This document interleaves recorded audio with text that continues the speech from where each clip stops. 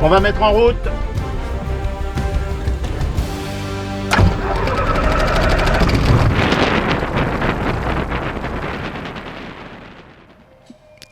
Tout enfant, j'avais déjà un virus.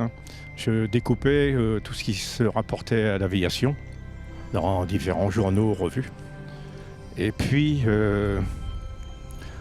envoyé tout jeune en industrie à 14 ans et demi, j'étais attiré par ce domaine aéronautique, mais n'ayant qu'un bagage très restreint en scolarité, puisque envoyé en usine à 14 ans et demi, je disposais que d'un certificat d'études primaires.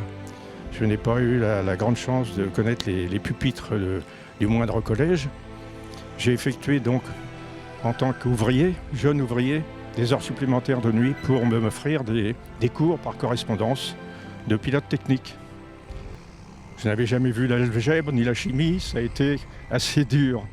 Et puis est arrivée l'année 47, où je me suis dit il faut que je connaisse un peu ce domaine un peu plus dans la réalité. Je me suis inscrit donc à l'aéroclub de Dieppe, qui disposait à ce moment-là de planeurs. Il y avait également un avion moteur, le Stamp, qui est derrière nous, enfin un de ces types.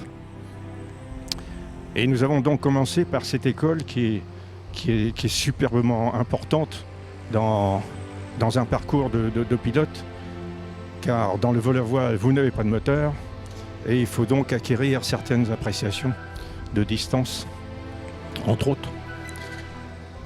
Et est arrivé le fameux jour du lâcher, après quelques heures de double commande, un lâcher sur un avion récupéré chez les Allemands, un planeur, qui ressemblait plutôt à un gros cerf-volant.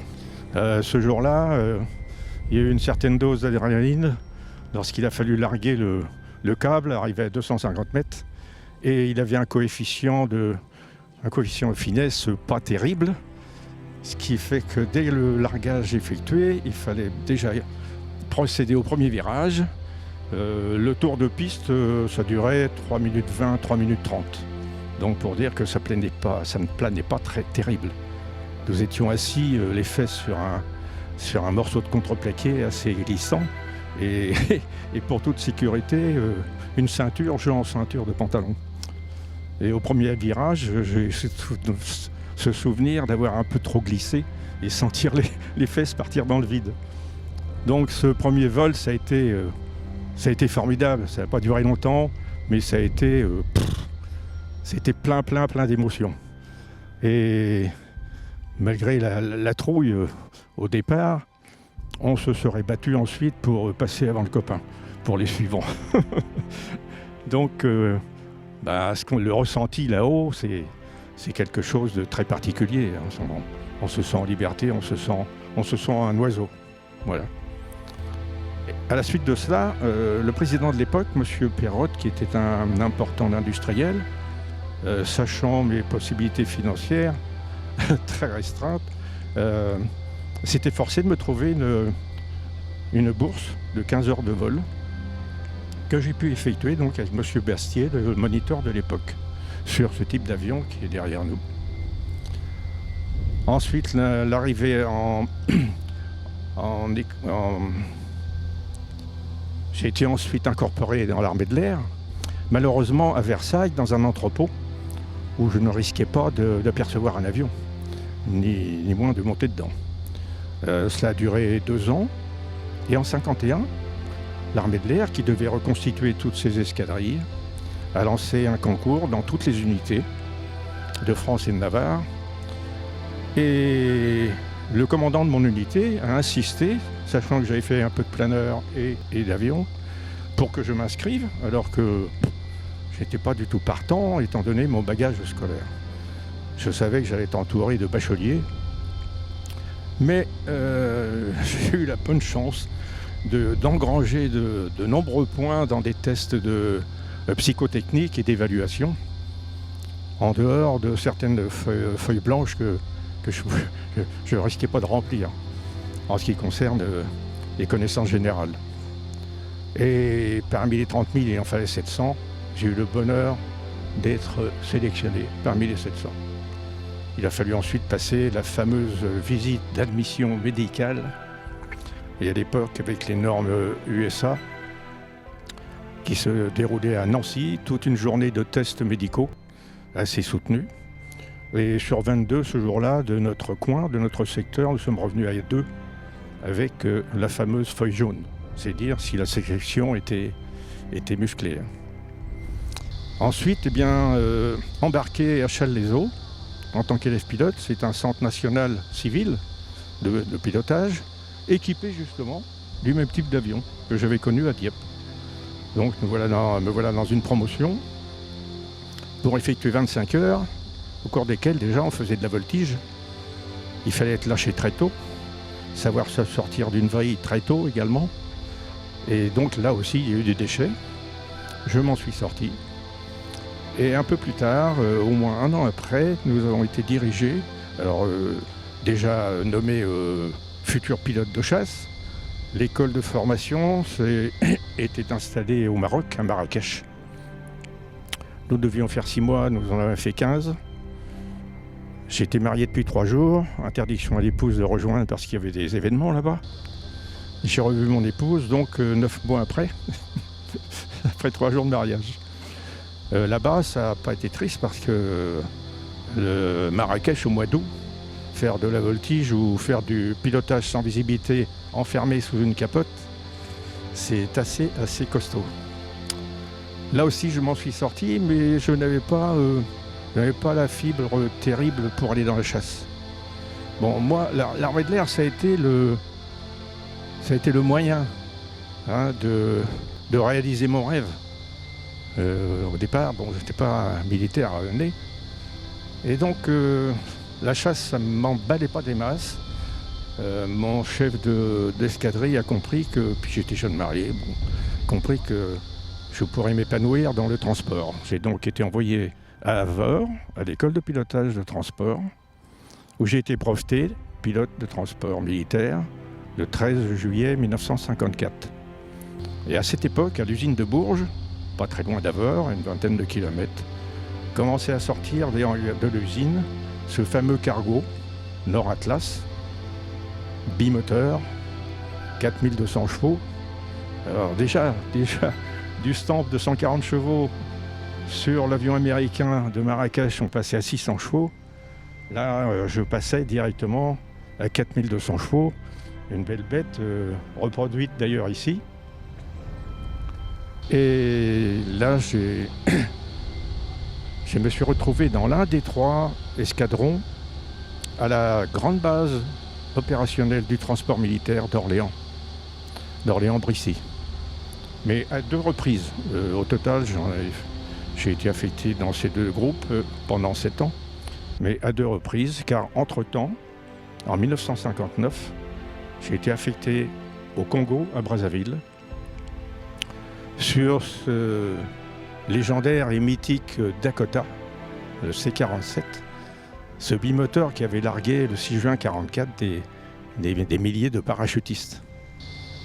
Mais mes copains à Orléans qui revenaient d'Indochine m'avaient dit « Marcel, si un jour tu as la chance de piloter le Dakota, tu en garderas une certaine nostalgie. » Et c'est vrai.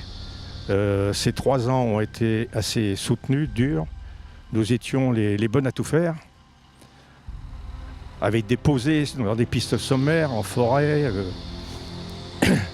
Mais à chaque fois, il m'a ramené à bon port, malgré certaines pannes en l'air. J'ai été réaffecté donc à Orléans, au retour du Congo, en 1962. Et là, j'ai repris les missions avec ce Nord Atlas, cet avion. Nous faisions des posées sur des pistes sommaires avec 40 parachutistes ou commandos, une jeep ou un canon. On passait à une étape supérieure dans le domaine de transport militaire et notamment tactique. Nous étions surentraînés au point à plusieurs appareils ensemble de nuit se poser sur des terrains de campagne non balisés. Dans le transport militaire, et c'est toujours d'actualité d'ailleurs, avec Il y a eu le Transal qui a succédé à cet appareil que malheureusement je n'ai pas connu, étant parti en retraite 6 mois avant. Et donc, dans ce deuxième séjour, j'ai terminé sur Sennor Atlas en tant qu'instructeur. Et puis on m'a affecté en fin 64 dans les souterrains de Taverny, c'est-à-dire dans le cœur du commandement de la force de frappe, qui commençait à s'installer sérieusement. Général de Gaulle ayant lancé ce programme. Il y avait d'ailleurs dans ces souterrains des appartements pour notre grand général. Et 25 mois là-dedans, à vivre en termite, là j'ai pas trop apprécié. De temps en temps, on m'envoyait quand même à Reims pour garder la main. Et donc j'arrivais là-bas le matin très tôt, je cherchais mon nom sur un tableau, et puis je partais sur un heure avec un équipage inconnu. Et donc ça m'a permis de garder et de vivre cette ambiance formidable d'équipage.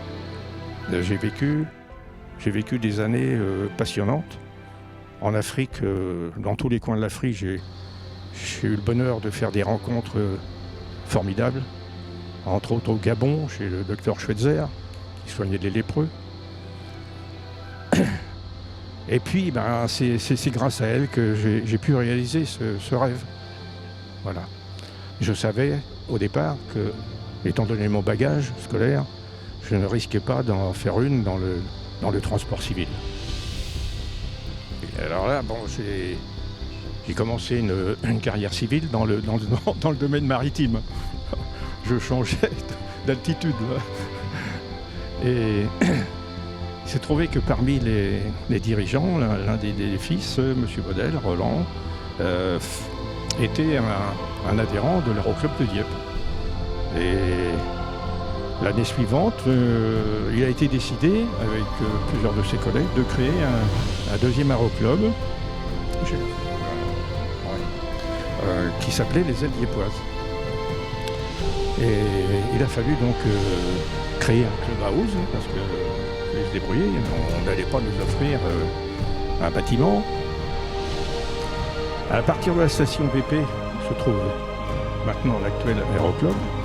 Nous avons passé l'été à creuser une tranchée pour l'alimentation en eau et électricité, et notre clubhouse se trouvait à la place du premier hangar. Et donc aujourd'hui, depuis l'arrivée dans l'aéroclub de Dieppe en 47 et mon premier vol donc en 48, il s'est écoulé 75 ans. Et là, je dois un grand merci à François Coval qui a goupillé tous ces rendez-vous là et qui a récupéré des amis de l'époque dont je ne m'attendais pas à les retrouver aujourd'hui. C'est un moment formidable. Un grand merci à François. Et puis tout à l'heure, je vais sans doute retrouver certaines émotions, certaines sensations qui vont me changer quand même au niveau visuel. Du 4200 chevaux, puis de la bicyclette de tout à l'heure. On va bien voir. C'était un bon moment d'émotion. Bon, les réflexes sont revenus quand même, un petit peu.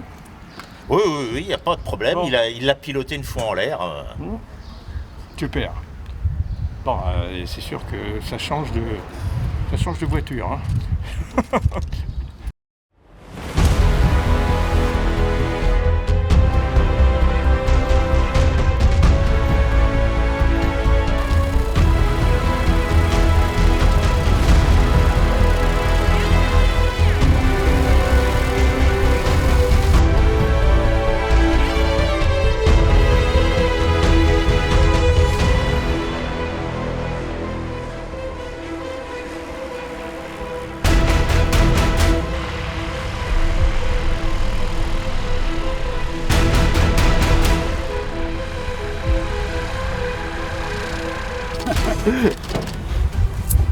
Incroyable. Il a la banane. Il m'a régalé là. C'est pas pareil. C'est un souvenir.